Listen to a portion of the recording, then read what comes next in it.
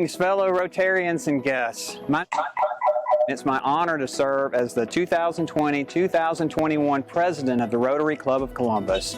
Founded in 1915 with our first meeting in February of 1916, our club is one of the oldest and largest within Rotary International.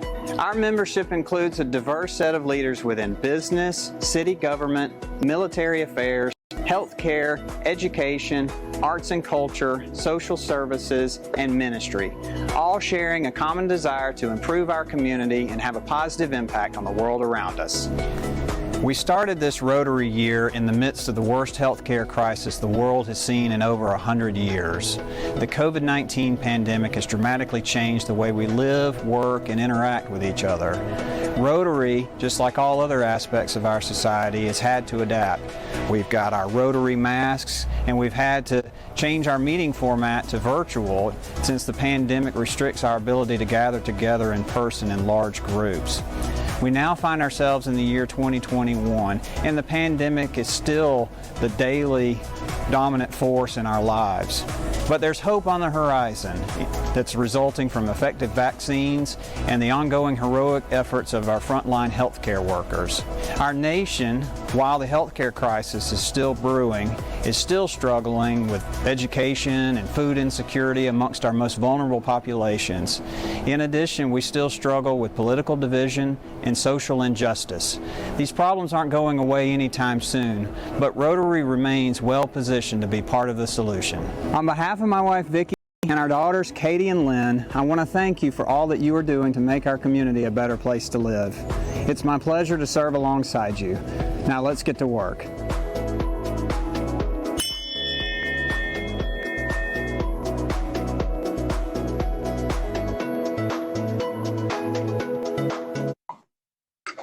Greetings and welcome to the February 10th meeting of the Rotary Club of Columbus. I'm so glad that you're able to join us today and look forward to a fantastic program. Our pledge today is going to be brought to us by AJ and Blakely Hayes, grandchildren of Rotarian Al Hayes. I pledge allegiance to the flag of the United States of America and to the republic for which it stands, one nation, under God, indivisible, with liberty and justice for all. Thank you very much, guys, for saying the pledge for us. It's our custom as a club and longstanding tradition to recognize an active duty soldier that's stationed at Fort Benning at our meetings. While we've been meeting virtually, we've had to do pre-recorded introductions, and it's now my pleasure to call on Rotarian Andy Redmond with this week's introduction. President Joe, fellow Rotarians, it's my honor to introduce Sergeant First Class Michael Waddell. Sergeant Waddell is stationed here at Fort Benning. He's a Bradley Master Gunner Senior Instructor, but his career path is as a cavalry scout. In that capacity, he's been to Iraq 4 times, also been to Kuwait. He has all of the awards and decorations that you would associate with someone of his rank, as well as his experience in the Army. He has a bachelor's degree, working on another bachelor's degree and a master's degree at the same time. His awards and decorations include the Purple Heart, Meritorious Service Medal, Army Commendation Medal with a Valor Device, as well as 11 oak leaf clusters. Sergeant Waddell is married to Teresa. They have a 5-year-old daughter, Zoe, live down at Fort Mitchell. Sergeant Waddell, it's an honor to have you here this morning. We appreciate everything you do. We ask that you take our thanks back to all of your fellow soldiers at Fort Benning and tell them we appreciate everything they do. In recognition of your visit today, we'd like to give you a couple of things. Rotary Challenge coin, you know what to do with those. And then I have a passport for the Arch with 2 tickets. We hope you and Teresa can enjoy these after COVID gets over and these places open back up. But the River Center, Columbus Symphony Orchestra, Columbus State University Theater, the Springer Opera House, and then our attractions here at the Infantry Museum, both our simulators and the theater when it gets back open. Thank you for everything you do, and the floor is yours if you want to make any comments. No comments, sir. Thank you. Thank you very much. Words. Sergeant First Class Waddell, on behalf of our almost 300 members, I want to extend our thanks, our gratitude to you for your service and sacrifice for our country. We hope that you will extend that gratitude to the men and women that serve alongside you there at Fort Benning. And we hope that at some point in the future, you'll be able to join us for lunch at a time when it's safe for everybody. Thank you so much. We have a few announcements that I want to talk with you guys about today. Over the past several weeks, while we've been meeting in a virtual only format, we've been delivering healthcare workers meals within the community at different areas. We've delivered meals to St. Francis. We've delivered meals to staff at Piedmont. This past week, we were able to deliver meals to staff members working with the West Central Georgia District of Public Health. And this week, and actually tomorrow, we're going to be delivering over 100 meals that will be split between Mercy Med and Valley Healthcare. The folks that have received those meals have been so appreciative of your generosity, and it's been my honor to go represent you during these deliveries. Anybody that's interested to come be a part of that is welcome to join us. Tomorrow's delivery will start at Mercy Med on 2nd Avenue around 11:30. And then from there, we'll go down to Valley Healthcare and deliver meals down there. So if any of you guys wish to join us, we'd welcome you to come. Beginning next Wednesday, we are finally going to have an opportunity to meet in person again. The holiday spike seems to have abated.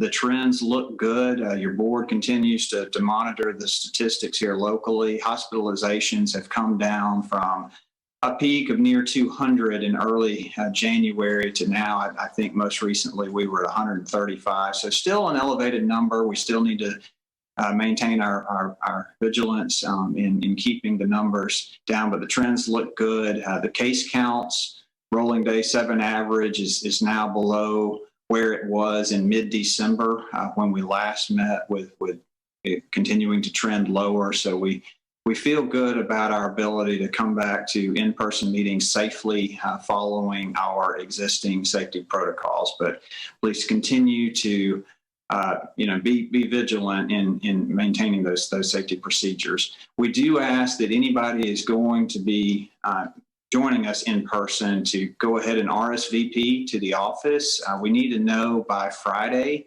if you're going to be joining us next week. That gives the Trade Center staff time to prepare the room layout and also make sure that there's enough food prepared for everybody. We're still going to have the virtual option for those of you that prefer that format. Please continue to join us virtually each week at the same time. So, but we're looking forward to starting to get everybody back together again in a safe manner. We are, for the month of February, I'll remind you, we are having a children's book drive for the Literacy Alliance. Carol Ridley is coordinating those efforts for us. I encourage each of you to look around your home. If you have new or gently used children's books that you can donate to that effort, that would be great. I believe an Amazon wish list is being set up as well for those of you that would rather just click to purchase and donate. We're trying to make that as easy as process as possible. Also, we're going to be providing more information on our district grant project with Feeding the Valley. We're going to be preparing boxed meals for their mobile pantry program. Andy McClendon is coordinating those efforts, and we will have additional information to share with you next week. We have Rotary Happy Hour tomorrow night from 6 to 8. A link will come out from the office, so I hope that many of you guys will get to join us for that. It's always a great time to catch up and chat when we're not wearing our mask and get to see folks that you haven't seen in a while, and we welcome you to join us. Our program today is going to be introduced by past President Ron King. It's now my pleasure to call on him now to do that. It is indeed my honor to introduce our guest today. Bindi Parekh Lassige grew up in Columbus, Georgia. Bindi and her sister Bella are the children of Kashmira and our very own Rotarian Dhan Parekh. Many of us knew these brilliant, gifted, exceptional women as teenagers. We also knew they would both be very successful adults, and both would leave the world better than they found it. Their mother, Dr. Kashmira Parekh, and I have been professional colleagues for several decades. As a physician and a psychiatrist, I'm sure she thought that Bindi perhaps would pursue medicine. On the other hand, Dhan Parekh, who is a Georgia Tech engineer graduate, by the way, may have thought that Bindi would pursue engineering. But all of us knew that whatever she chose to do, she'd be very successful. And boy, is she. A graduate of Boston College with an MBA from Michigan State University, Bindi is the director of human resources for the Bill and Melinda Gates Foundation and has recently celebrated her 10th anniversary in that position. The Bill and Melinda Gates Foundation is the #1 partner with Rotary International in our plan, our hope and desire and effort to eradicate polio in the world. Bindi has been instrumental in helping the foundation change the world for better in so many ways. The foundation believes that all lives have equal value. Rotary is committed to that mission. Living in Seattle for the past 15 years, Bindi is married to Tim, a Microsoft employee, and they have 2 elementary-age children, Mira, age 11, and Devin, age 8. I have not seen Bindi since her wedding day when I had the honor of performing her and Tim's marriage in 2006, which seems like yesterday. I'm honored to present to you Bindi Lassige. Welcome to the Downtown Rotary Club. We're so Thank you so much, Ron, and it's a pleasure to be with you all this afternoon. Thanks for having me, and I look forward to spending a little bit of time with you talking about the great work of the foundation. So give me just a second to pull up my presentation here.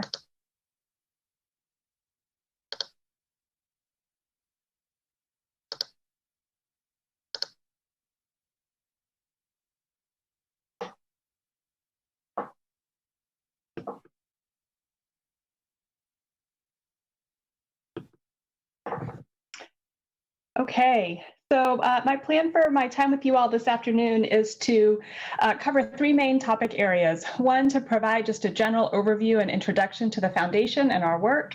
And then based on your own interest and focus areas as Rotarians, spend some focused time on 2 of our strategy areas within the foundation, both polio eradication and then water sanitation and hygiene. So I'll start with the overview of the foundation. So we are really guided by the belief, and the foundation has really been built upon the belief that Bill and Melinda both share, that all lives have equal value. We're a large organization working on lots of different causes, but our belief captures what we do and why we do it. Our purpose statement is that we are impatient optimists working to reduce inequity around the world. It reflects that we think the world's biggest problems can be solved, but we also have a sense of urgency and impatience to solve them.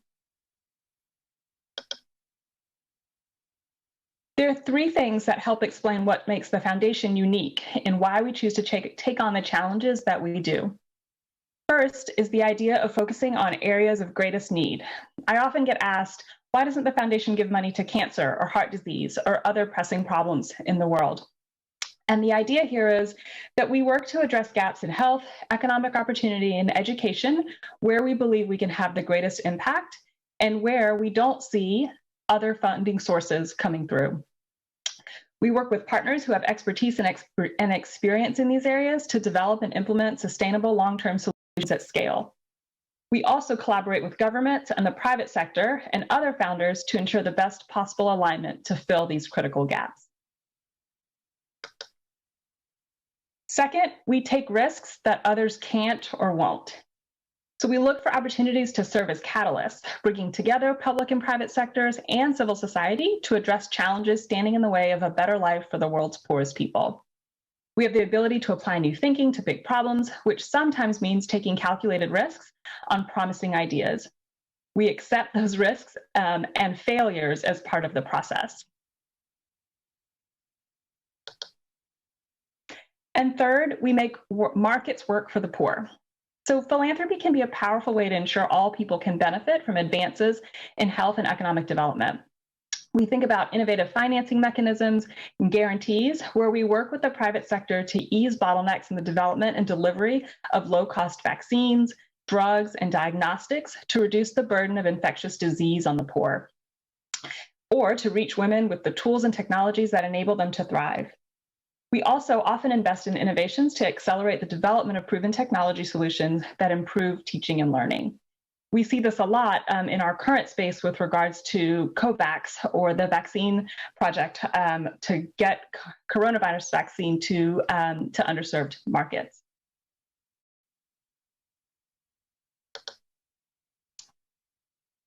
The scope of our work is what you see here on this slide.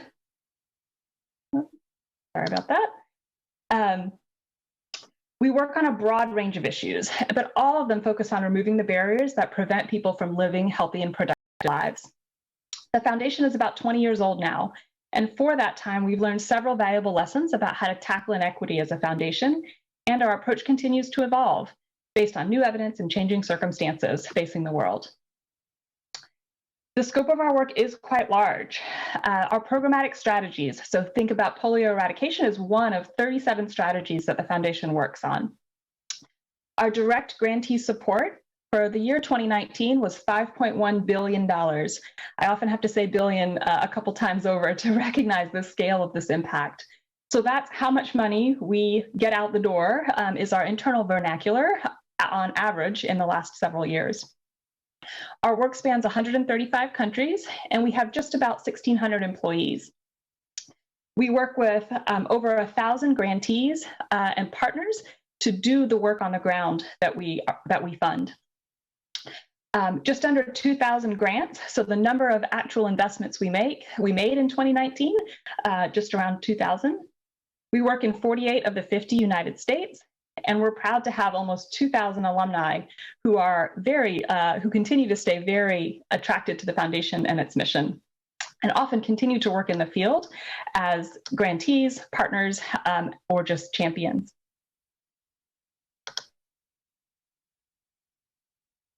So what kinds of investments do we make? We certainly listen and learn so we can identify pressing problems that get too little attention. And then we consider whether we can make a meaningful difference with our own investments. The first major kind of investment we make is grants. So funding for projects, products, and infrastructure. Second, direct charitable expenses. So these are support for activities that benefit the public or charitable sector. And then finally, program-related investments, or PRIs. These are tools to stimulate private sector innovations, encourage market-driven efficiencies, and attract external capital to priority investments. We have a whole team within the foundation who come from investment banking and who take those skills and abilities and use them for the public good.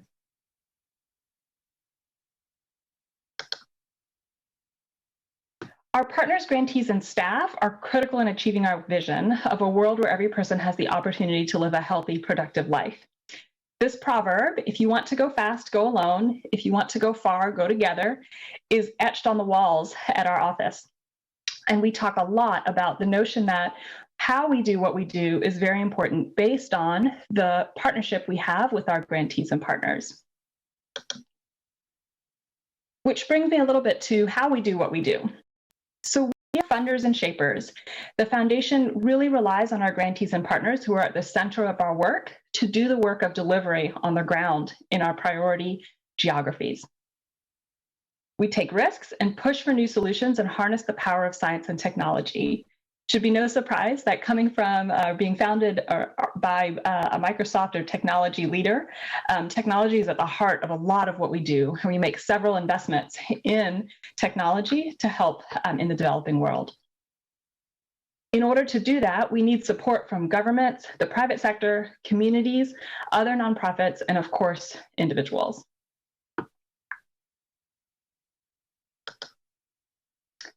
I thought you all might be interested in understanding who our top 10 grant recipients are by dollar amount. So again, all of our work happens in collaboration with grantees and other partners who join with us in taking these risks, pushing for new solutions, and harnessing the transformative power of science and technology. We strive to engage with our grantees and partners in a spirit of trust, candid communication, and transparency. Our collective efforts also depend on the support and resources of governments, the private sector, communities, and individuals. So you'll see there, number 7 on the list, the Rotary Foundation of Rotary International at $885 million. And at the top of the list, you'll see Gavi, which is the Vaccine Alliance, the World Health Organization, of course, a big partner of investment for us. PATH, another Seattle-based nonprofit that works on health technology. The Global Fund for AIDS, tuberculosis, and malaria. The United Negro College Fund through the work of our U.S. program, UNICEF, the International Bank for Reconstruction and Development, the University of Washington Foundation, a more local grantee, and Johns Hopkins, again, for health-related work. Where we work. So the foundation and our teams are headquartered here in Seattle, Washington, where I'm located. And we work locally to end family homelessness here in Seattle and boost early childhood education nationally to improve U.S. education and reduce poverty. Globally, our focus is again on increased health and economic opportunities. In the U.S., we also have a team in Washington, D.C. that focuses on policy, advocacy, communications with the U.S. government, foreign governments, private donors, and other not-for-profit organizations. In Europe and the Middle East, we have a team in London and Berlin, and these teams help governments and donors unlock more resources for health and development programs for the world's poor. Our Middle East team in London also works within North Africa and for governments there, donors and organizations and universities to support the region's expanding role in improving people's lives. We have 3 presences on the continent of Africa, in Ethiopia, Nigeria, and South Africa. And these folks work with more than 45 different African countries, supporting local institutions and leaders charting their own paths towards reducing poverty and improving health. Our office in India is our oldest regional office outside of the United States. And our folks in New Delhi collaborate with governments and development partners and community groups to reduce inequity and poverty for India's most vulnerable communities, especially women and children. I've had the opportunity to travel to India with the foundation and seen firsthand the work with community health groups and women's groups outside of or north of Delhi. It was quite amazing. And finally, our team in China, we have an office in Beijing, and our team works there with the Chinese government and private companies to develop high-quality, low-cost innovations that improve life for people in sub-Saharan Africa, as well as targeting health issues like tobacco, tuberculosis, and HIV in China.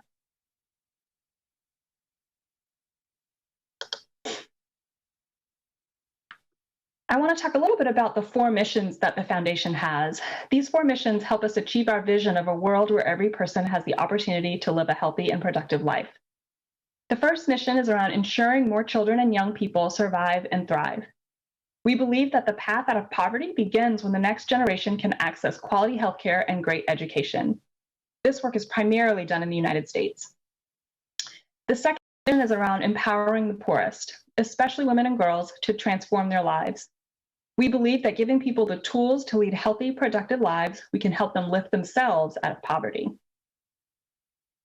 Third, combating infectious diseases that particularly affect the world's poorest. We believe that we can save lives by delivering the latest in science and technology to those with the greatest need. And finally, inspiring people to take action to change the world. This is really around advocacy. We know our resources alone are not enough. So we work to change public policies, attitudes, and behaviors to improve lives.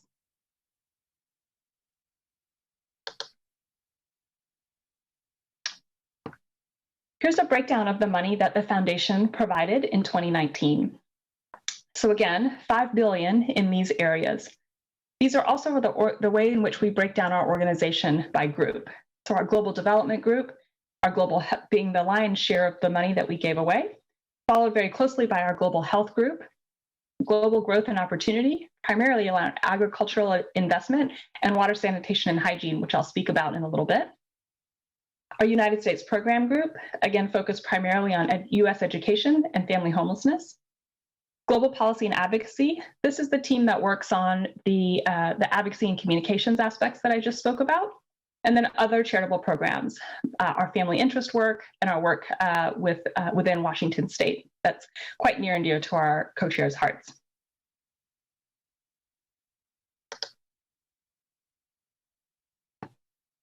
So I hope this has helped you guys see a bit of an overview of how we work, where we work, and what we work on in service of this mission, a world where every person has an opportunity to live a healthy and productive life. Okay, I'm going to shift gears a little bit and shift to our polio strategy, or I should say our polio eradication strategy. I've provided here just an overview of that strategy and the main goal here to eradicate polio worldwide. Polio eradication is one of our top priorities and is a major supporter of the GPEI, or the Global Polio Eradication Initiative. We contribute technical and financial resources to accelerate targeted vaccination campaigns, community mobilization, and routine immunization. We also partner to improve polio surveillance and outbreak response, deliver safer, more effective vaccines, and galvanize financial and political support for polio eradication efforts.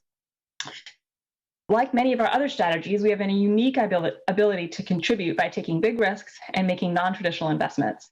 A couple examples include our investments in vaccine research and our establishment of emergency operation centers in Nigeria, Pakistan, and Afghanistan, the three areas where wild polio has most recently been circulating. As of today, wild polio now circulates in just 2 countries, Pakistan and Afghanistan. As the program contains wild polio to fewer geographic areas, it is also advancing against the virus strain by strain.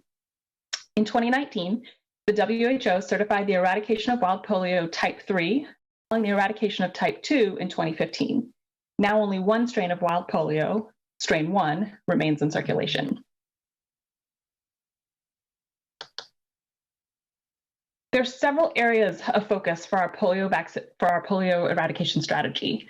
The first are vaccination campaigns. These campaigns are now taking place, or continue to take place, in Pakistan and Afghanistan. As the program nears eradication, it's really important that countries keep high-quality campaigns going, even if they don't have active cases.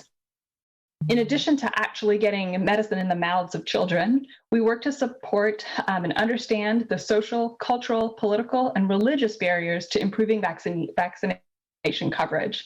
It's really not only a logistical effort, but also an effort to help change attitudes, behaviors, and culture. We also prioritize expanding staffing and training of vaccination teams, as well as technical assistance. The second focus area is really around routine immunization. Currently, 20% of the world's children do not receive all the immunizations they need. Reaching every community requires understanding those barriers to access, as well as using sophisticated tracking and planning tools. We're working with our partners to strengthen routine immunization programs for polio and other preventable diseases, including diphtheria, tetanus, whooping cough, and the measles. And you'll see this picture here of a drive of folks who actually do these routine immunizations. So the logistical challenge here is also quite daunting. And we hear stories about storage and how vaccine is taken to the most remote corners of the world. The third area of focus is around surveillance and monitoring. So being able to pinpoint where and how wild polio is circulating is critical to being able to reach that goal of eradication. So these systems help us accurately target campaigns and adjust programs swiftly to address outbreaks. The need for improved environmental surveillance has been a recent breakthrough. Testing sewage water samples for evidence of polio transmission has become part of surveillance and monitoring.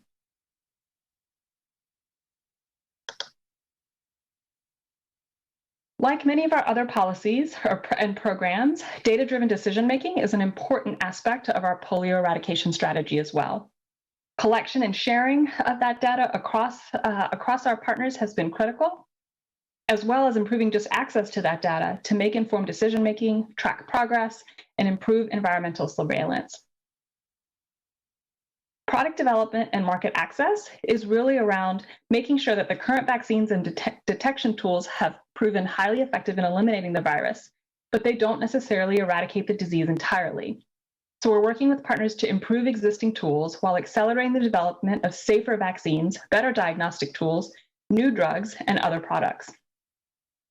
We're supporting the development actually of a new oral polio vaccine that do not pose the low risk of paralysis or recirculation. And we're transitioning from using that oral vaccine to an injectable inactivated polio vaccine, which doesn't carry the same risk. Finally, polio, like many of our other strategies, also has an area of focus in advocacy and communications. Working closely with our partners to mobilize funding and sustained global national political momentum for polio eradication. As you may imagine, as the worldwide eradication grows closer, the attention of the world shifts to other more pressing issues. With partners, for example, with Rotary International, UNICEF, and the UN Foundation, we use traditional and social media to raise awareness of polio eradication and immunization activities in both donor countries and in countries where polio continues to be a threat. We support efforts to tailor communications to particular social, cultural, and political contexts to build demand for vaccinations and to dispel myths about the safety and efficacy of vaccines.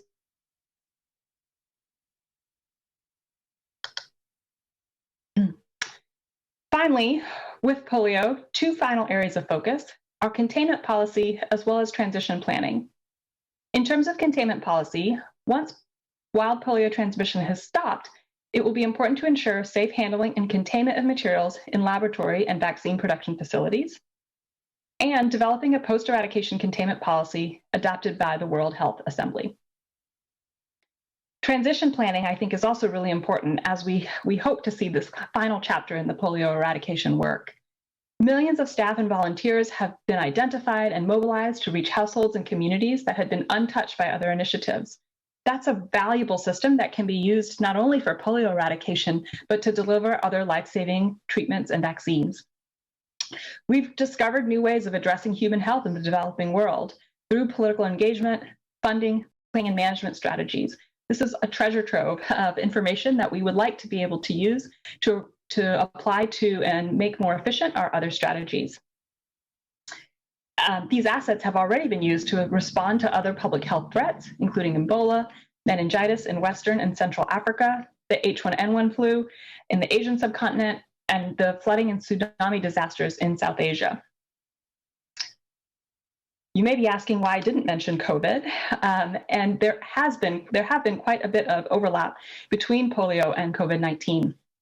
The first and most important thing to understand is that in 2020, there was actually a 4-month suspension of polio campaigns in more than 30 countries in order to protect communities and staff from COVID-19.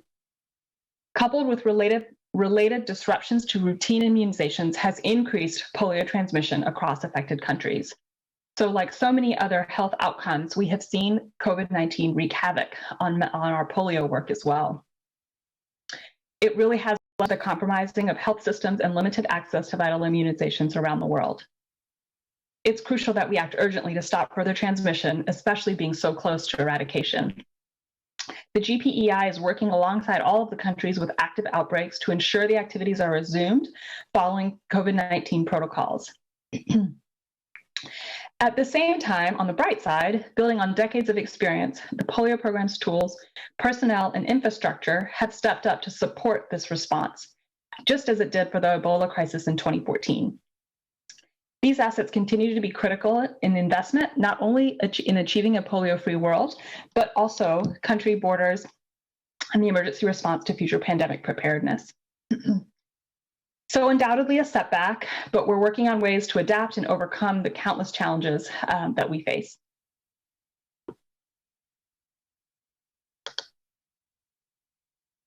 Okay, I'm going to shift gears a little bit and spend a bit of time giving you all an overview of our water, sanitation, and hygiene strategy, also one that I know Rotary has spent quite a bit of time and investment in. So our vision in water, sanitation, and hygiene, or WASH as we call it for short, is to enable the widespread use of safely managed, sustainable sanitation services, contributing to positive health, economic, and gender equality outcomes for the world's poor. Poor sanitation, which is widely accepted as a chief contributor to waterborne disease, is the cause of more than 1,200 deaths of children under 5 years old per day. more than AIDS, measles, and tuberculosis combined.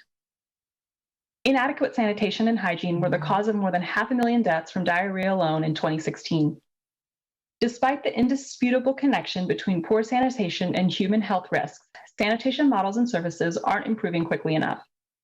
According to the WHO and UNICEF, sanitation rated as safe for people increased by only 3% worldwide over the last 5 years.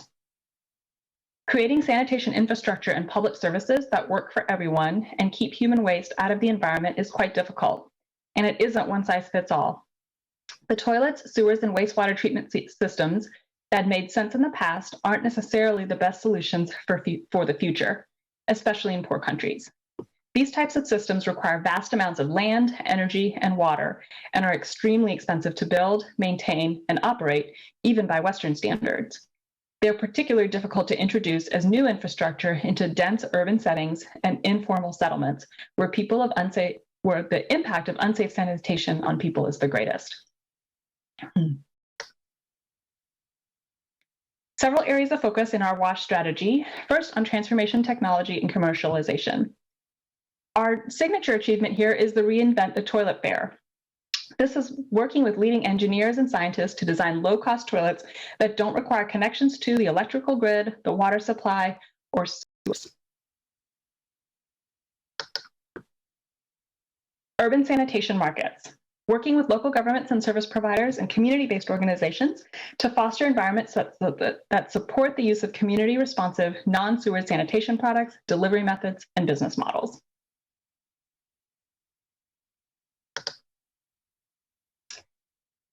Like polio, policy and advocacy work in WASH is also vitally important.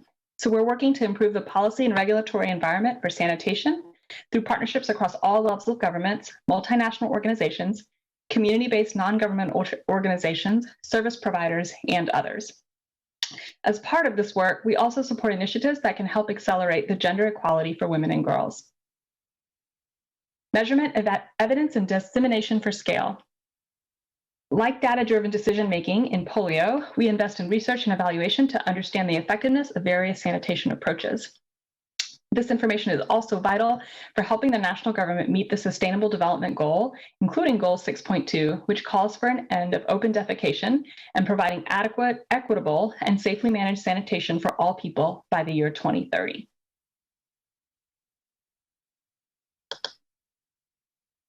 That is the end of my prepared remarks. I'm happy to take questions and share with you all whatever might be on your mind.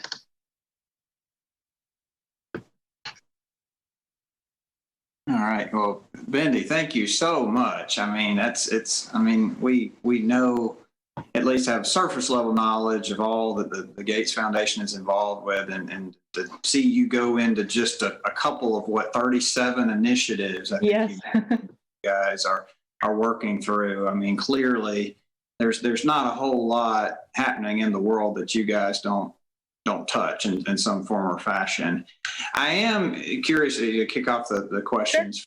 Sure. Just because of your scale. I mean, I know you guys must get phone calls, emails, correspondence from all over the world every day at a volume that's really hard to keep up with. But when you're analyzing which projects to take on and which ones to support, I know you mentioned it's like we want to take calculated risks, right? So I'm curious if you could talk us through the mindset. It's like, okay, we're presented with this opportunity. What sort of filter do you run that through to determine, hey, this is something that we want to get behind, or we're going to let somebody else take care of this one?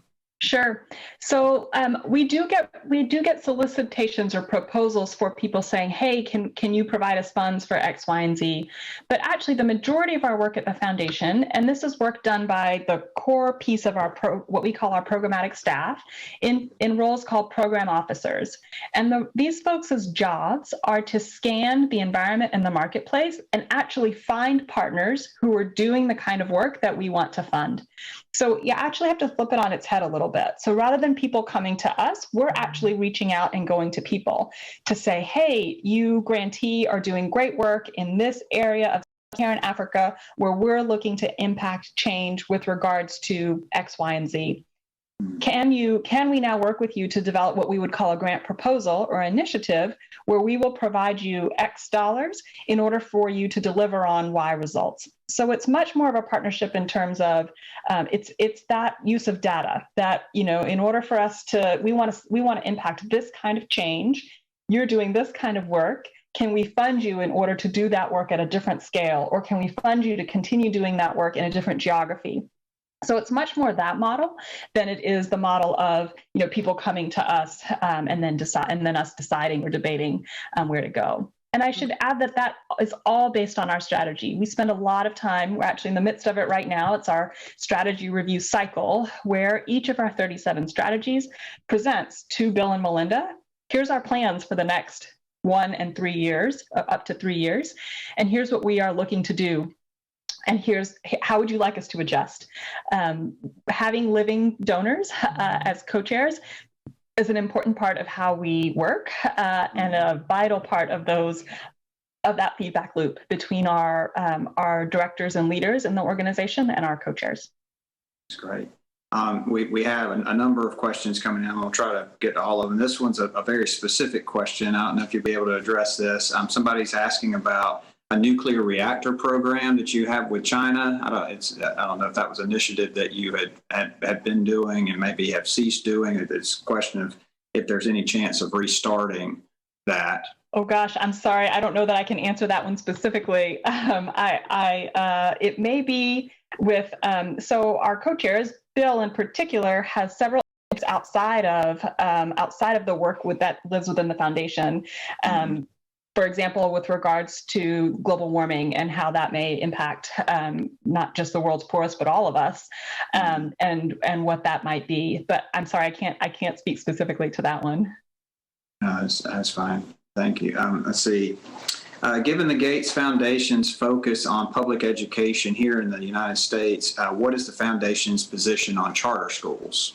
It's a great question. We had an interesting debate several years ago just in Washington State with regards to how we fund or don't fund charter school education. There was a ballot on our initiative on our ballot with regards to Washington State charter schools that we were heavily involved in. At that time, we were in support of that initiative, although much of that work has died down over the last several years. And the other big area that the foundation was supporting was the notion of core and common curriculum and what that meant for our broader public school system. So it's being debated anyway on that. That's being debated anyway. Somebody had a question in the presentation. You mentioned that the Gates Foundation was in 48 of the 50 states, and they're just curious, which two are not included and what might be the reason for that. That's a great question. I don't believe we do work in Hawaii and Alaska. That's my guess, but I'm not positive in that regard. This is another education-related question. In public education, are there programs that you've seen that are radically altering the way things are done successfully? So, I mean, obviously, we've got a model that's been in place here in the United States for many, many years. But I'm curious what you've seen, globally, things that are being done that might be more effective. Yeah, it's interesting. Our education strategies are primarily focused in the U.S. And so the notion of global education is one that is just on the horizon for us. And we're considering whether that's an area that we want to further explore. But to date, our work has just been U.S. focused. And in terms of things that we've seen work well, we have a state-based philosophy for how we do this work. And so we've chosen kind of priority geographies or areas that we partner with. So for example, we have a partnership with the state of Tennessee, where that state school district and related school districts have worked with us quite closely to partner several different, or to pilot several different initiatives across school districts in Tennessee, some of which have been very successful and others which have not. It goes back to the idea of let's try things, let's take risks, let's see what might work that we can then scale. So we have had our share of both wins and setbacks in that space. Right. this is a personal question for you. Curious about your, how did you go from Columbus, Georgia to Boston College to Microsoft and now Bill and Melinda Gates? Talk us through your journey here a little bit. Sure. So I graduated from Brookstone, and while I was there, had the opportunity to travel to Boston to take part in a program called Harvard Model Congress, and spent a week or so in Boston and just decided this is a place that I could live one day, and so went looking for schools and found Boston College and had a great 4 years there. And then had this kind of call to move out west and moved to San Francisco. It was the .com boom, and I was looking for a bit of an adventure, and spent several years in the Bay Area before deciding, with lots of help from my parents, that grad school was an important piece of my future as well. And I had realized at that point that that human resources was something that I really enjoyed doing. I liked the blend, Ron talked about in the introduction. I liked the blend between kind of social science and hard science that I find in HR. And so moved to Michigan for just the 2 years of business school, and then was lucky enough coming out of business school to have an opportunity to join Microsoft through a leadership development program.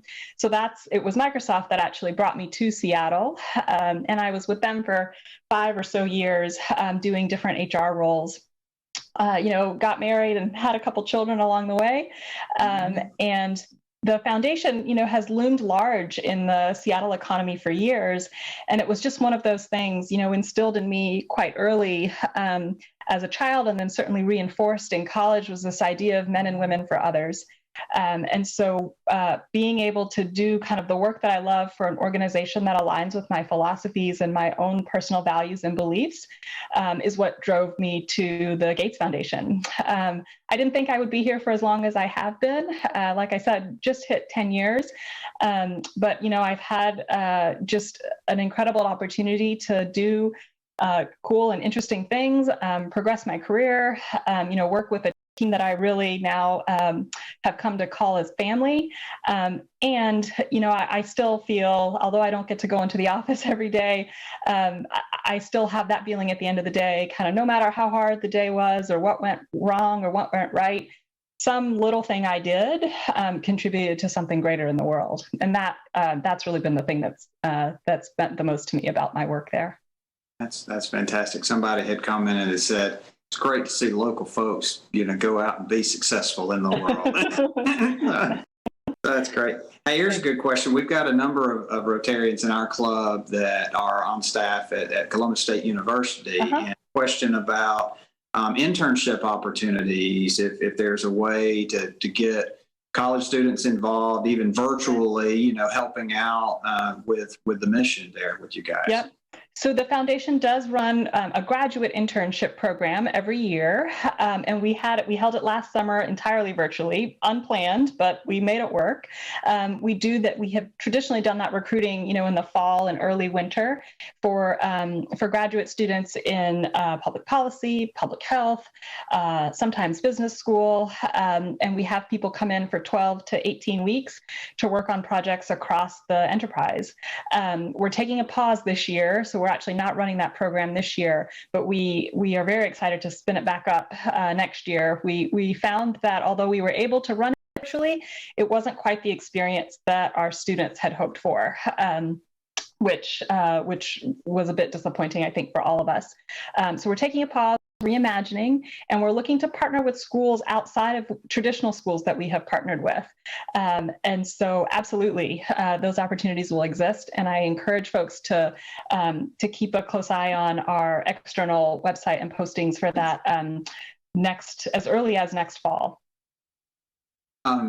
One other question, kind of big picture question that I have, obviously you guys have got these 37 initiatives, and I'm curious, what, if you had to identify like the top, 2 or 3 initiatives, what's your focus now? If it's like, we're going to direct our energy toward, this more than anything else, from a priority Yeah, it's a great question. You know, one of the hardest things about having deep pockets is that everything's important, and the foundation has historically really struggled with being able to prioritize our work.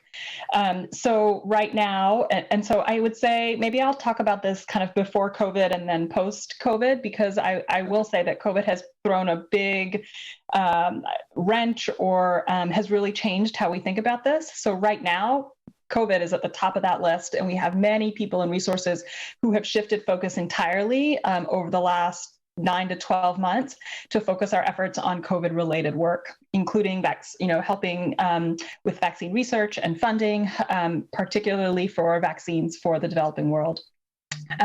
Polio has, for the last several years, been at the top of that list as well, as one of our most important strategies, and highly prioritized, both in terms of people, resources, and dollars. And that's the best way we know how to measure. Even if our co-chairs like to say they love all their children equally in terms of their strategies, we can see kind of where the dollars and the headcount is going. And polio has certainly been at the top of that list for the last several years. I think it feels so close. Bill can taste it in terms of eradication.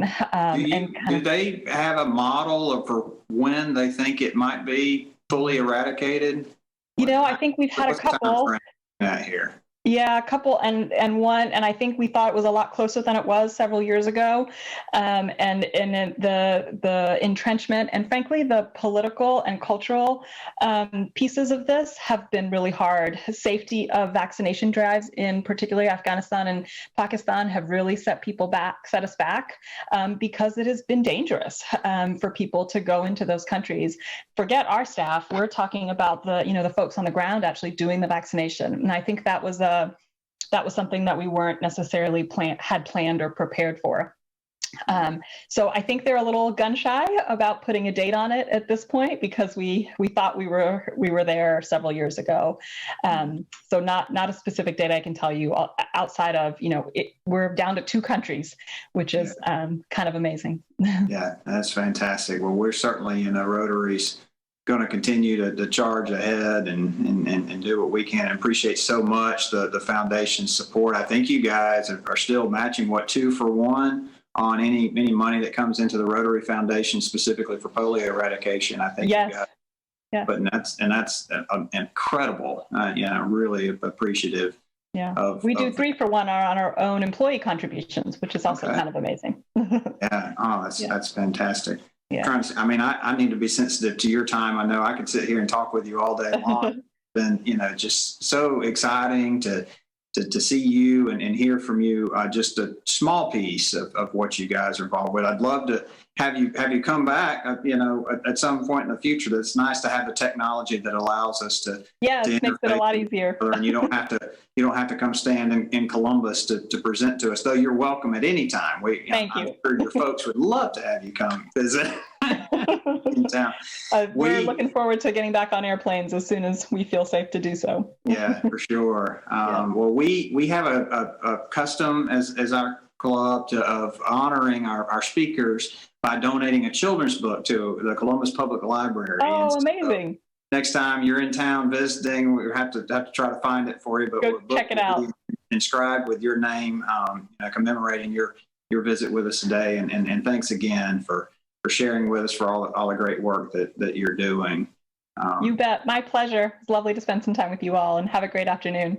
Thank you so much. I'll just remind the folks that are still here on the broadcast with us that a replay of today's presentation will be made available on Facebook immediately following the live broadcast, and then a YouTube link will go out from the office later on. Our speakers next week, again, those of you that wish to meet in person, we will have that as an opportunity. You need to RSVP to the office. Try to get that into Julie by Friday for your attendance next week.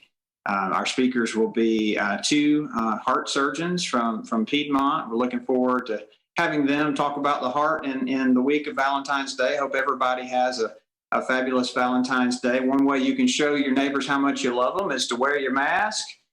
Continue to offer encouragement to one another as you go out in the community and serve others above yourself. Now let's get to work.